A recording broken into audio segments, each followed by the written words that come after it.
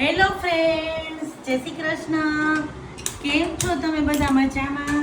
આશા રાખું છું કે તમે બધા મજામાં હશો.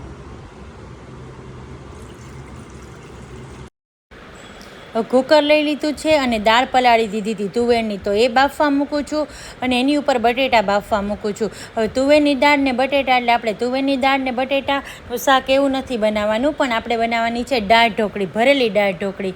તો દાળ બાફવા મૂકી, એમાં મીઠું હળદર નાખી દીધા છે અને માંડવીના દાણા એ પણ નાખી દીધા છે સાથે બાફવામાં. અને જો થેપલાનો લોટ બાંધી લઉં છું. આમાં મેં ખાલી ઘઉંનો જ લોટ લીધો છે. તો બધા બેઝિક મસાલા મોણ નાખ્યું છે, હાથેથી મસરીને જીરું નાખ્યું છે, કોથમરી નાખી છે અને લોટને રેસ્ટ ઉપર મૂકી દીધો છે. હવે સીટીઓ વાગે છે ત્યાં બીજી પ્રિપરેશન કરી લઈ. તો આદુ મરચાંની પેસ્ટ કરી લીધી છે.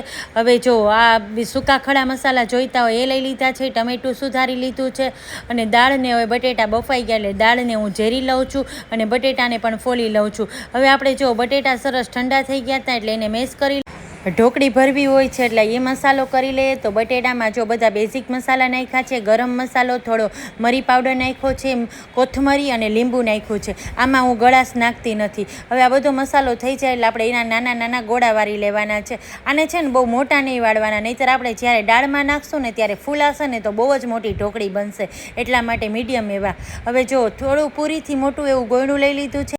હવે એમાં જો આ રીતે મસાલો જે બનાવ્યો છે ગોળનું, આપણે જે ગોળો વાર્યો તો એ જ મૂકી દેવાનું છે અને આ રીતે એકદમ સરસ પોટલી કરી લેવાની છે. મેં તમને બતાવીને એ રીતે.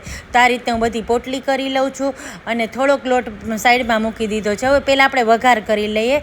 તો તેલ મૂકી દીધું છે માટીના વાસણમાં. હવે એમાં જો રાઈ મૂકી છે, રાઈ ફૂટી એટલે જીરું નાખ્યું છે, સૂકા મસાલા, બાદિયું ને લવિંગ બંને નાખ્યા છે અને આદુ મરચાંની પેસ્ટ નાખી છે, ટમેટું નાખ્યું છે અને થોડા વટાણા નાખ્યા છે. અને એમાં મેં બીજા થોડા એવા બેઝિક મસાલા કર્યા છે.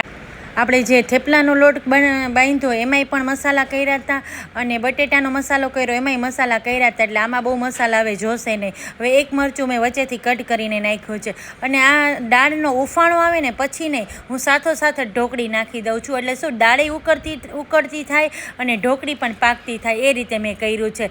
હવે જો એનો સરસ ઉફાણો આવે ને ત્યાં હું થેપલા બનાવવા માંડી છું, કારણ કે બધાને દાળ ઢોકળી ખાવી ભાવતી નથી એટલા માટે. હવે જ્યાં સુધી ઢોકળી આ રીતે ઉપરનું આવી જાય ને ત્યાં સુધી ચડી ન હોય, એટલે ઢોકળી ઉપર આવે ને પછી જ આપણે એને પીરસવાની છે. તો એને કમસે કમ 20 થી 25 મિનિટ થાય છે. હવે એક પેનમાં મેં જીરું લઈ લીધું છે, હિંગ મૂક્યું છે અને કાશ્મીરી મરચું નાખીને ઉપરથી વઘાર છાંટી દીધો છે. અને હવે આપણે જો થાળી પીરસી લઈએ તો થાળીમાં મસ્ત આપણી દાળ ઢોકળી એટલે કે ભરેલી ઢોકળી બની ગઈ છે. ઉપરથી ડુંગળી નાખી છે ને આપણી પ્યારી છાશ સાથે.